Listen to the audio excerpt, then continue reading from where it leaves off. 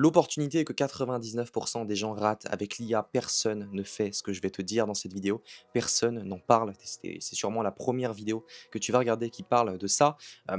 Donc arrête de vendre des trucs N8N comme ça. Arrête tout de suite de vendre ces workflows-là. Mais continue d'utiliser ces workflows-là. Ok, arrête de les vendre, mais continue quand même de les utiliser.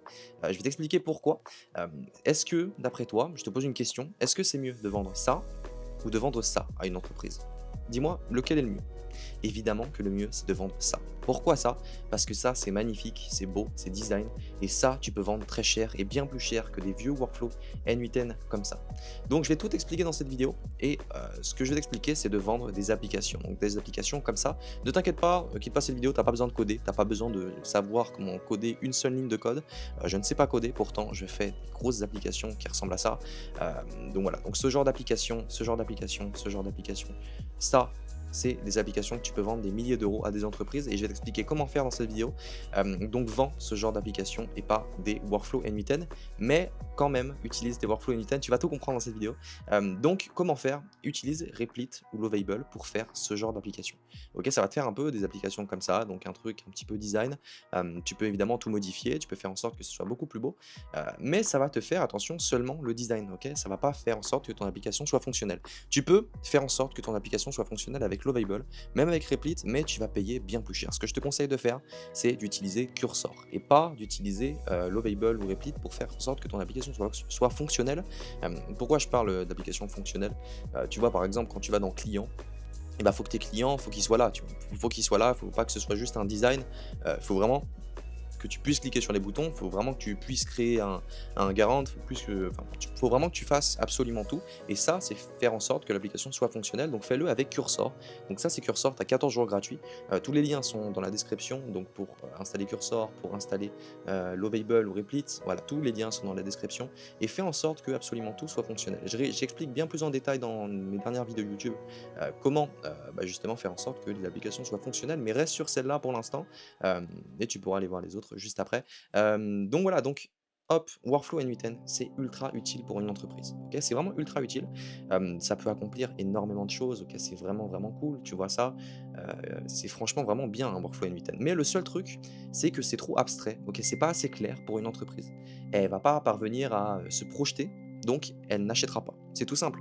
Quand tu vends ça à une entreprise, si tu montres ça à une entreprise, elle va pas se projeter, OK? Elle va pas se projeter de: «Ah OK, je peux faire ça, je peux faire ça, je peux faire ça». Évidemment, si tu le vends bien, elle va plus se projeter, mais directement, visuellement, ça va être beaucoup plus compliqué pour l'entreprise de se projeter et de se dire: «OK, ça va m'être utile». Alors que une application, c'est tout le contraire en fait. C'est ultra utile pour une entreprise, ça peut accomplir énormément de choses, quasi infinies, et très simple à utiliser pour une entreprise. Ok. Donc pourquoi je te dis ok d'arrêter de vendre des workflows et quand même de les garder? Tout simplement parce que tu dois intégrer les workflows, tu peux intégrer les workflows N8N dans ton application. Ok. Donc tu peux faire une section par exemple email où ça envoie tous les emails, une section WhatsApp où ça envoie des messages sur WhatsApp. La personne, donc l'entreprise peut voir toutes les conversations qui ont été faites avec l'agent. Bref, donc c'est ça que tu dois vendre tout simplement parce que le fond reste le même, donc ça reste un workflow N8N, mais par contre, le design et la beauté du truc, c'est vraiment une application. Donc, hop, donc si tu combines les deux, tu auras beaucoup d'argent dans ton compte en banque. Vraiment, une application, ça dépend de comment tu l'as fait, ça dépend de quel genre d'entreprise tu contactes. Ne contacte pas, ok, on n'est pas Steve Jobs, donc ça n'a pas besoin de contacter des entreprises hyper grosses, ok, contacte des PME, petites à moyennes entreprises. Euh, et donc ensuite, vends tout simplement ces applications-là. Hem, Sache que le prix, tout est une question de valeur perçue, OK? Tout est une question de, perception, OK? Si l'entreprise se dit: «Ah OK, cette application-là peut me permettre, de gérer mon WhatsApp, j'aurais plus besoin de toucher aux emails, j'aurais plus besoin de toucher, à mon compte WhatsApp», tout simplement parce que ça va y répondre de A à Z et par exemple, une des meilleures niches, à contacter, c'est les artisans, donc des personnes qui ne connaissent pas grand-chose à l'IA et qui pourtant, sont, très OK pour, acheter une application et qui ont le budget pour acheter une application surtout. Donc si tu combines les 2, évidemment, tu auras beaucoup d'argent dans ton compte en banque. Voilà, du coup, comme je le dis, tout est une question de valeur perçue, le prix égale perception et le client, paie pour la valeur que, l'application, lui donne, OK? La perception qu'il a de l'application. Ça ne veut pas dire que même si tu as le plus gros workflow du monde et que le workflow vraiment les aide à un point énorme, qu'ils automatisent absolument tout, si tu vends mal le truc ou s'ils ne voient pas la valeur perçue derrière ton application ou derrière ton workflow, tu ne pourras pas vendre. tu ne pourras pas vendre malheureusement, même si ton workflow est ultra bien, si c'est le meilleur au monde, tu ne pourras pas vendre parce que la valeur perçue, eh bah, c'est coordonné avec le prix que tu demandes. OK? Donc, comment trouver des clients et des entreprises intéressées? Donc, va sur Page Jaune. OK? Donc là, je vais te partager mon écran. Donc Page Jaune, c'est ça. OK? Donc, je te mettrai encore les liens dans la description. Là, tu peux rechercher, par exemple, je sais pas, une pharmacie. Tu peux rechercher, par exemple, Paris. Je te conseille de mettre Paris parce que c'est quand même la capitale. Tu mets Paris, hop, et là, tac, donc tu vas trouver énormément de pharmacies, tout simplement, dans Paris, OK? Et là, tu as leur numéro de téléphone, leurs emails, tu as absolument tout et tu contactes tout le monde.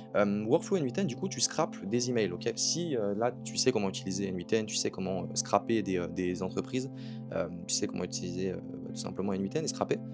Donc maintenant, si tu sais comment scraper des emails, scraper les numéros de téléphone, ce que tu peux faire avec N8N, c'est tout simplement de scraper toutes les entreprises, de scraper les numéros de téléphone, les emails et de contacter absolument tout le monde avec N8N. Donc ça peut être utile si jamais tu es bon sur N8N. Je sais qu'il y a beaucoup de personnes qui regardent mes vidéos et qui sont assez bons sur N8N. Donc qu'est-ce qui t'empêche de faire ça? Bah fais-le.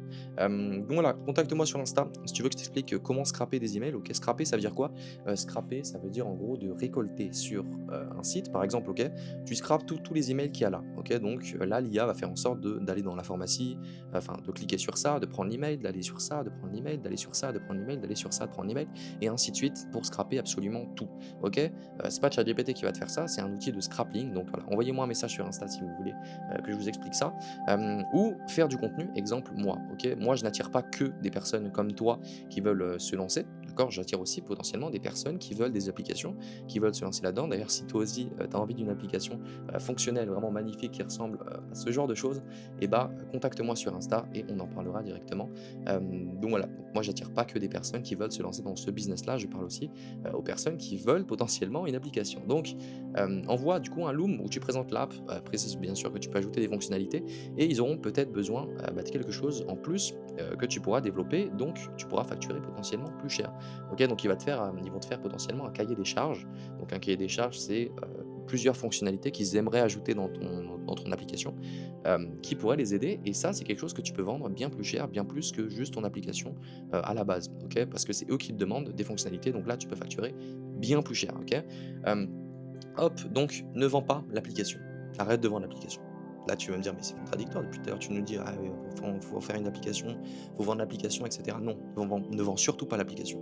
Tu dois vendre le temps que ça fait gagner à l'entreprise, tu dois vendre l'énergie que ça fait gagner et tu dois vendre l'argent que ton application fait gagner. C'est ça que tu dois vendre. Pas l'application directement, mais vraiment le temps, l'énergie ou l'argent. C'est les 3 points sur lesquels tu dois vraiment, vraiment être bon.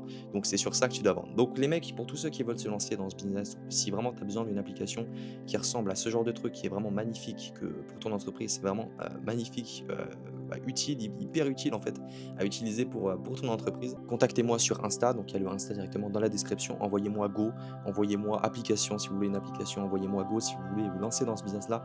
Sachez qu'il est incroyable, tous ceux qui vont se lancer dès maintenant, je pense que c'est la première vidéo où vous entendez parler de ce business-là, tout simplement parce que c'est tout nouveau, ça vient d'arriver. Je vais pas faire des techniques marketing en mode ouais, ça vient des US, etc. J'en sais rien, sûrement, mais c'est vraiment hyper, hyper utile et c'est tellement simple en fait. C'est beaucoup plus simple que tous les business qu'il y a actuellement. Vraiment, et surtout que là, il n'y a personne et tout le monde vous dit: «Ah, il y a pas de concurrence dans les autres business». Si, il y a de la concurrence. Là, tu as aucune barrière à l'entrée. Tu peux dès maintenant quitter cette vidéo, mettre la vidéo un petit écran, aller sur Repeat, aller sur Lovable, commencer à faire ton app, commencer à la faire en sorte qu'elle soit fonctionnelle et ensuite, de contacter les entreprises et de la vendre. C'est pas si compliqué que ça les mecs. Donc, contactez-moi sur Insta si vous voulez une application ou si vous voulez vous lancer dans ce business-là et moi je vous retrouve après-demain ou après-après-demain pour une nouvelle vidéo et ciao!